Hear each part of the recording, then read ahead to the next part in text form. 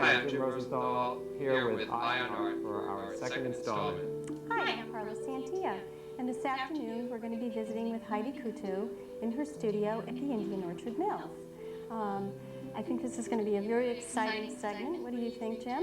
Just sitting here in the studio looking at all the beautiful light, the colors, and I'm very excited to be here. I think this is going to be quite exciting. So why don't we just sort of move on and meet with Heidi? Great. Good afternoon. We're here at the studio of Heidi Coutu, and it's in the Indian Orchard Mills, located in Indian Orchard in Springfield. And I want to thank Heidi for inviting us in this afternoon. You're welcome. And I guess what we want to do is we want to start in your telling us a little bit about the work that you do, the various medium that you work in, and things of that nature. Well, I work primarily in a unique technique that I developed, which is a layer of silk screen, followed by a layer of acrylic paint, and then finished with pastel. And this came about primarily because I do a lot of business with galleries that are very far away, and these finished works can be easily rolled and shipped in tubes. So I needed to find a way to make paintings that were very permanent on paper as opposed to canvas. Oh. I also work in oil on canvas, and I do a little bit of sculpture, but primarily two-dimensional work. Now, if you had your druthers, what would it be that you would work in all the time? Actually, different media lend themselves to different subject matter. I like to do still life in oil because I can manipulate the paint longer, since it takes longer for oil paint to set up. And the still lives tend to have very smooth edges and areas where I need to really look closely and labor at length.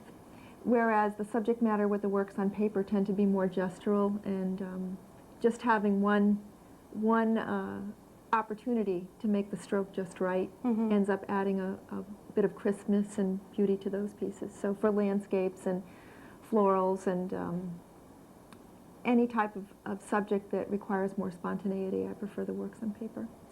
When you work, do you primarily work from photographs, or is it pure conceptual from your mind, or a combination of both? That really is a question that I could answer in terms of my druthers, because I really do prefer to work from life. But because I work year-round, and because I can't always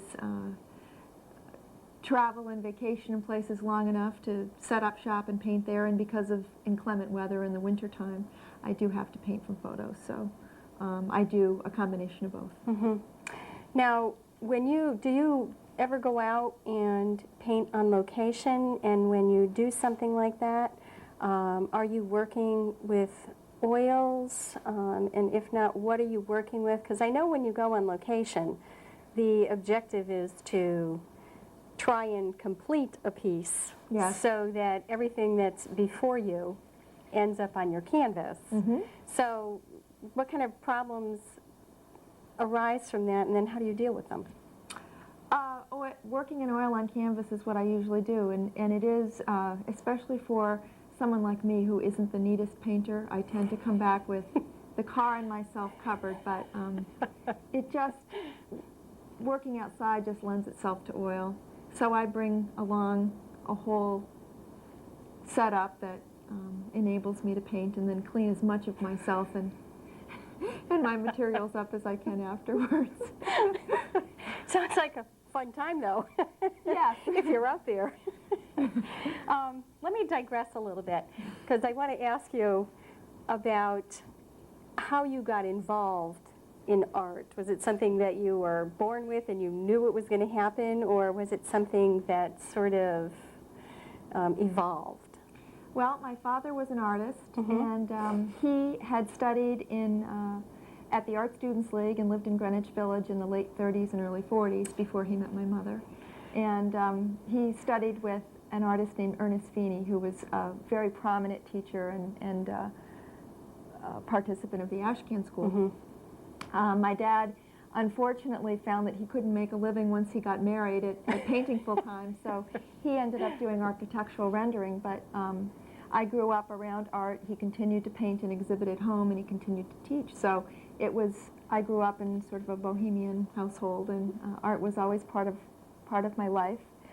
But my father kind of entrenched in me that I may not be able to do it for a career. I really always hoped that I could be an artist by profession, but I went to a liberal arts school and learned other skills so that I could have other options. But it's turned out that I've been able to do it professionally. I think that's great. You mentioned this Ashcan School of Art. Can you just sort of tell us a little bit about it, just so that our audience who's not familiar with this sort of genre has an idea of what it was? I don't know a great deal about it, actually, but some of the foremost painters, John Sloan, Thomas Hart Benton, typically people who painted Americana, not so much landscape, but pictures of events that were taking place in our country. Sort of like scenes of people's lives that were happening in America. And this group, primarily in New York, I really don't know a great deal about it, but it took place right in that time when my dad happened to be in the hot spot. So. What a great time to be in Greenwich Village, huh? Yeah. Although any time is. I want to ask you next about a new venture that you're kind of getting involved into, and I know you've done a great deal of exploration. And with the advent of technology being what it is, particularly in the printing industry, there is a new process that's called the giclée, and I know that you're getting very involved in having a lot of your, not a lot, but some of your original pieces done in the giclée. Tell us a little bit about this new process and how it differs from some of the older means of doing limited editions like silk screens and that sort of. The main difference with giclée prints, and part of the reason that I was very interested in pursuing it, is because it is highly accurate. Like a lot of digital photography, it really does replicate the color, and also it enables the artist to manipulate directly before the printing process, so that they really do have a great hand in it. Basically how it works is that an original piece is digitally photographed and transferred to a transparency, which is then downloaded into a computer screen, and the screen is very large, and the artist is able to use a whole number of, I guess you'd call them cyber tools, to really tweak the image and make it just right. And that information is then downloaded to a CD-ROM, and then it is printed out on a gigantic printing press. It's an iris press, but it utilizes fine art inks, and you can use, in fact, I have all my work printed on either very high quality canvas or Arches or Reeves BFK, so the paper and the whole quality of the image on the paper looks almost indistinguishable from the original. That's remarkable. In the past, I know with limited editions that generally the lower the number in the edition, the closer it was to the original piece. But now with this giclée, it's, you know, if it's a limited edition of 250, number 250 over 250 is right. As high a quality as 1 over 250. That's correct. The whole idea of a lower number print being better really originated with etching plates. And it's really kind of a fallacy in a lot of print mediums that the last of the prints would be any more valuable. Etching plates, as they were printed, wore down, and so the lines wouldn't be quite as precise. I have to say, having done a good bit of serography, which is silkscreen printing, that the more lubricated the screen becomes middle edition, the quality of the images is actually higher, yet people continue to think that they're getting the best print when they have the earlier number. In this process, one of the real advantages for artists is that once that information's on the CD-ROM, you don't have to print a whole edition. You can actually print one at a time. And a lot of people start printing, if you decide that you're going to do an edition, say, of 200, you'd start numbering at 200 and work backwards. Oh, that's interesting. Well, I think that was very interesting material for our audience. Heidi, what I'd like to do now is talk a little bit about your community work. I know that you're very involved at the Quadrangle. So tell us everything that happens there in your life. Well, I'm a member of the Arts Advisory Committee and also the Development Committee at the Quadrangle. And the responsibility that the Development Committee has is to help basically raise money from the community to keep the Quadrangle's programs in place and to just be ambassadors to the community about all the great things that the Quadrangle does. And the Arts Advisory Committee is very interesting. We look at the art that's being proposed for accession. We make decisions about what loans are made from the museum to exhibitions that travel, and just in general are advocates for the Art Museum's portion of the Quadrangle. Oh, that sounds pretty exciting It's to wonderful. me. The Quadrangle is an incredible asset to our community. It is. I am a little unsure as to whether a lot of the people in Springfield realize what a gem it is. I can't think of too many other cities in the United States where you can park your car in one spot and not only see some fabulous artwork in the Museum of Fine Arts, but see great artifacts at the George Walter Vincent Smith, the Science Museum, and then a library that has an extraordinary selection of reference books and all sorts of nonfiction and fiction. I know that when I first moved in this area, it was incredible to know that it was here in Springfield. And then the Connecticut Valley Historical Exactly, also. another one. You've done a good bit of work there as well. Well, yeah, I have, and it's exciting. It's just, like I said, a little jewel in this city. Moving on, I'd like to find out from you so that our audience can hear where some of the galleries are, where you are not necessarily on a large permanent exhibit, but the galleries where they might be able to see some of your work should they be out and about. Well, locally I represent myself out of my studio here at the Indian Orchard Mills, which is an old converted, used to be a textile mill, and it is a number of buildings. I believe now we have close to 20 artists here in these divided off areas with big windows, and it's really just a great place to be. There's a lot of support and camaraderie, but also just a very professional feeling here. So locally, I represent myself, but I'm also represented by the Powers Gallery, just outside of Boston in Acton, and the Munson Gallery, which is in Chatham, Post Gallery in Houston, Texas. For those of us who might make it down to Texas. Art Source LA in Los Angeles, and various designers carry my work in other parts of the country as well. Well, I'd say that's pretty extensive. I also understand that you have something exciting going on in terms of a website. Yes, I do. So tell us a little bit about that. When I know earlier you were making reference to cyber tools. Yes. Well, I have embarked on a new venture with a very talented woman named Betsy Davison, and together we are self-publishing my work in the Giclée medium, and we have chosen as one of our major marketing venues a cyber gallery, which can be visited at HeidiKutu.com. We have our own domain, and it's a really pretty elaborate website that has a gallery portion. You can do a virtual tour of my studio. There's actually a lot of places to visit there, so it should be a lot of fun to see what happens. It really is exciting. For those of you who can, I certainly encourage you to visit the website because the virtual gallery is quite exciting.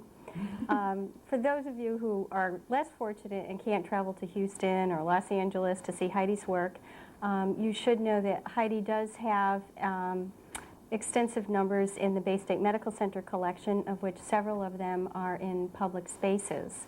And you have in the past been very generous and supporting and helping to support Bay State's commitment to the arts in the Springfield and Western Mass area.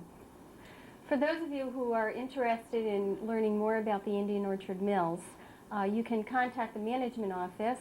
The number will be in the phone book, and you can inquire. They do generally have 2 major openings during the year, and you can find out, perhaps even get on the mailing list. And I would encourage you to do so because it's quite an exciting place, and you'll find various artists and medium to browse about. And Heidi, I want to thank you very much for having us here in your studio. welcome, It's Carla. absolutely delightful, the natural light, the art. It certainly is a very pleasant place to visit, and probably an even more pleasant place to work. That it is. Thank you. Thank you. Hi, it's great visiting you here, and I'm really excited to see your demonstration. I've seen you at Westfest. We were talking about that with Don Blanton last visit, and I know you've given demonstrations there. You work in acrylics, and I know you have a good feeling for light and color. So why don't you tell us a little bit about your techniques, and then I'd like to watch you do a little. Okay. Jim, this is the unusual technique I was describing earlier. I actually brought in one of my backgrounds to show. For anybody who's not familiar with the silkscreen process, this is just a piece of Coventry, which is 100% rag paper, and I've screened a color field onto the background, and it functions in two ways. One is that it seals the paper in the way that gesso seals canvas and just makes the paint stand off from it instead of sinking in the way it does with Right. watercolor.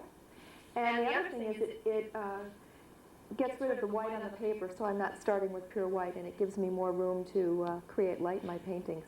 I also really like the appearance of a nice crisp edge when I have the piece done, so I mask the edges and then I take the tape away when I'm Right. through. This painting is almost complete, and I've already removed the tape, in fact, but if you had seen it before I did, the edges would have all been painted out and they would be very rough, and then I pull the tape off and it kind of crisps it and brings it into focus. So at this point, you have a silkscreen background, an acrylic painting that's been done on top of it, and in this case, this is actually a portrait of a boat that belongs to a friend of mine. And so I am working from a photograph, although I was there and did see the vessel. I'm having to work from a photo. So this is the photograph that I worked from, and now I'm just putting a few touches on the bow of the boat. Just mixing some colors here. This is a little palette that was my father's when he was in art school, and it's kind of a good luck charm for me. But I typically So you're a bit impressionistic here with some broad strokes. yes, I like to have my stroke be very broad and animated. When I work outdoors or when I work from life, I tend to move around a lot, always stepping back and going forward, often resulting in that messy outcome that I was describing with Carla, of me and everything around me being covered with paint. But here in the studio, I'm a little more controlled. But I would just be, adding some broad strokes at this point. The last, I was reminded that the color of this photo is actually beige and not white, so I'm just adding a little bit of a beige texture. And then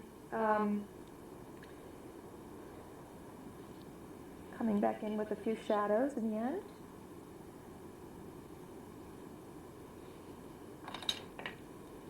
It's interesting that you know exactly where that next stroke is going to go so quickly. Well, I often squint when I paint, so as to simplify the details of the subject.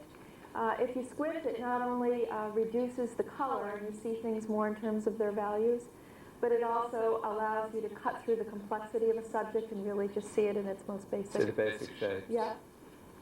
Of course, with this painting almost being completed, the underpainting, I've done a good bit of that, so now I'm just coming back in with a few strokes here and there. Here I'm just making sort of a gesture of the retaining wall that's made of stone there at the beach. I would even go to a rather large brush here in the foreground and do a little improvisation. I don't want to be painting in every little rock and stone that's on the beach, so instead I would create sort of a middle value and just do almost a, I guess you'd call it an interpretation of the gesture, interpretation of the texture rather, that's in the bottom of the beach area. Now, how does your acrylic medium dictate? Is that something that dries quickly so you're really forced to work fast? It gives you enough time, really, for the kind of painter that I am, where I like a very emotional application of paint, a very broad stroke. it's fine, although if people like to do more tedious work, or for instance, if I do a still life in acrylic, I was saying before that I like oil because there's more time. You can do extender mediums. Just like in oil, you can add fast dry mediums. In acrylic, you can do Slow dry. a slow dry retardant that helps it to last longer. Now, when I get to the point of feeling like I've got everything shaped in, I come in the end, I pull open my little drawer here, and it's filled with a really very unorganized mixture of pastels that I know where they are, believe it or not. And so I go back in, and then I do, again, some very gestural mark making. The pastels have very, very vivid color, and they just add sort of a fresh crispness, especially in things such as the lines of the Rigging there. rigging. Yeah, it's really nice to be able to draw. That's actually one of the things I really like about this medium. With oil, there isn't as much opportunity to really do mark making and drawing. But with pastel, you're adding color, but at the same time, there really is that gestural feeling. So you're going in right after you painted with the acrylic. Is the acrylic dry to work over, or you? Typically, I would want it to be drier. And given our format here, I'm working right on top. But I'm also not doing too much. You know, usually it only takes a matter of 5 or 10 minutes. I would let this set up and then come back in on top. Now here I'm using a brown, and there again I have the opportunity now to add some crisp detail that's just going to sort of pull the whole thing together in the very end.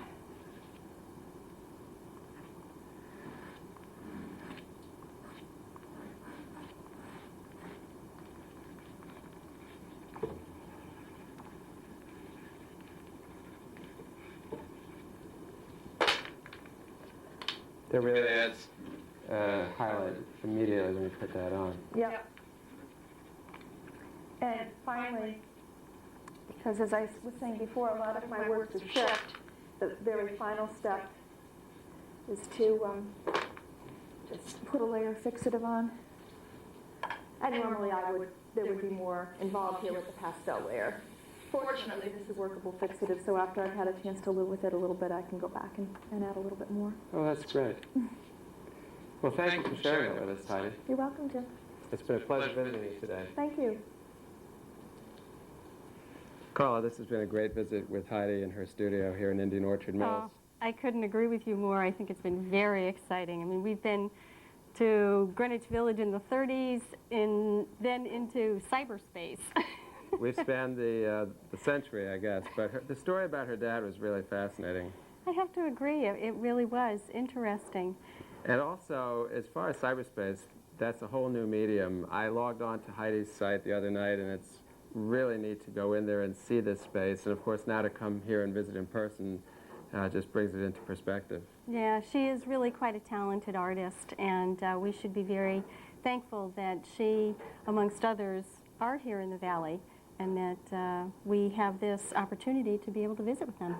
Well, it's been a great visit here today, and I'm looking forward to coming back next time, and thank you all for joining us. Thank you.